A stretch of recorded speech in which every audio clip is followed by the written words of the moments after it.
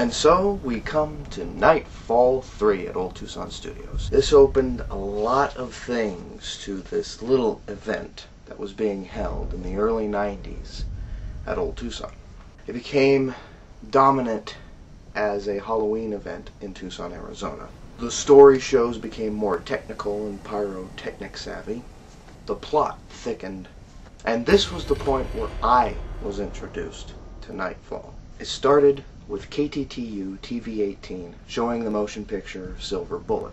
Now, in between commercials, they'd go to Old Tucson Studios Nightfall and show you basically what was going on. And the person showing everybody what was going on was Jonathan Minks. Now, he was playing this Professor Mortimer character, I guess. Basically, it was like a news reporter trying to write a report about the evils of Dr. Jebediah Hyde. At the same time, you'd witness everything that made Nightfall 3.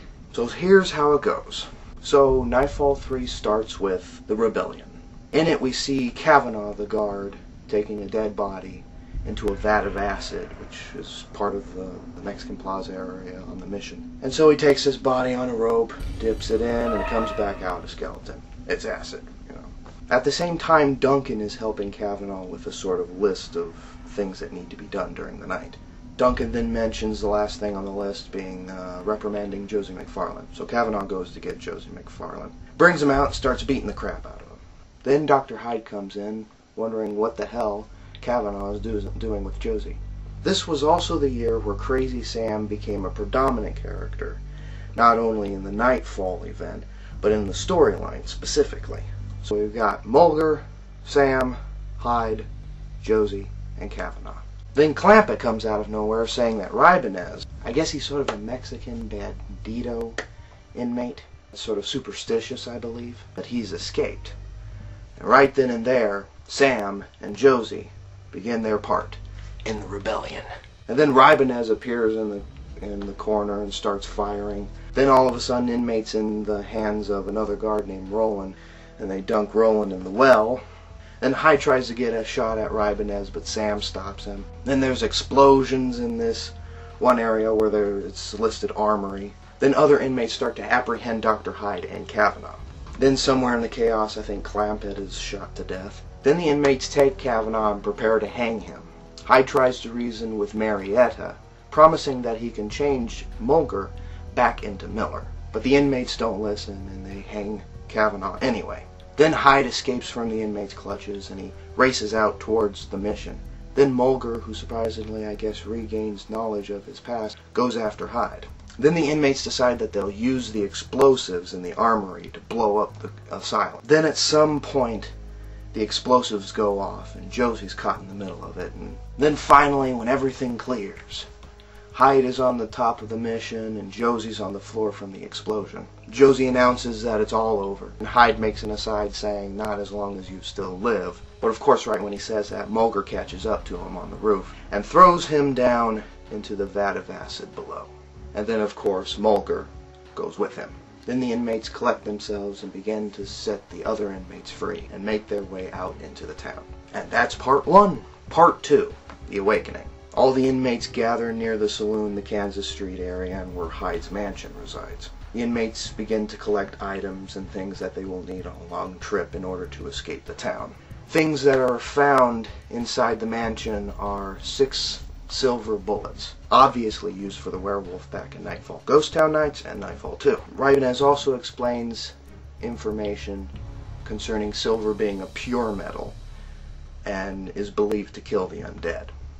Information that maybe Miller knew that the inmates don't. Josie finds word that somebody telegraphed a message to Tucson, and now a posse's coming to Nightfall. So obviously that's not going to be very helpful. Then the inmates begin to bicker. Sam wants to burn down the mansion. Ribonez suggests that they gather everything and just leave for Mexico. Marietta insists that if they work together, they can rebuild the township and actually create real therapy where Hyde did not. Finally, in the middle of all this squabble, it's interrupted by a gunshot, and Sam hits the floor. From out of the darkness, Dr. Jebediah Hyde, flesh melted to the bone, comes out from the shadows and begins to gun down all of his assailants. the inmates return fire. Hyde goes down. Some of the inmates thinks it's a ghost. Ghosts don't fall from bullets, though. At the same time, people who do fall from bullets don't get back up and continue firing. Ribonez then explains that quite possibly Dr. Jebediah Hyde is a revenant. A revenant is someone who's died a horrible death before completing his or her purpose in life, and may return to continue their work or their unfinished business, unless those responsible for their death put it to rest. Now, how do the inmates go about putting it to rest? I'm not sure. Ribonez's neck is snapped before really anything is done to stop Hyde. Finally, Hyde confronts the last remaining inmates, Marietta, Duncan, and Josie. But Hyde exclaims that all of this is between Josie and himself. So Josie comes out on the dusty streets. Marietta begs that no one will win from this. Hyde exclaims that he already has won, since Marietta is pregnant with his child. The lights go out and both parties fire. The balcony of Hyde's mansion is lit, and a ghostly black figure emerges, laughing maniacally. Obviously, Dr. Jebediah Hyde. So that was Nightfall 3. Everything else in this year stayed relatively the same, but so many questions have been left unanswered. What is the condition of Jebediah Hyde being a revenant? What is the condition of Marietta being pregnant with Hyde's child? Do the silver bullets have any way of defeating Dr. Hyde through the hands of Josie McFarland? Find out on the next installment, titled Nightfall 4, if you dare. Take Speedway exit 257 west and follow the signs.